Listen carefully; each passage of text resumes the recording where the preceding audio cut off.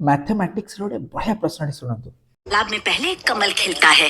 आश्चर्य है, दूसरे दिन एक कमल 2 कमल में बदल जाता है और 15 दिनों में आधा तालाब कमल के फूल से भर जाता है। तो कितने दिनों में पूरा तालाब भर जाएगा कमल के फूलों से?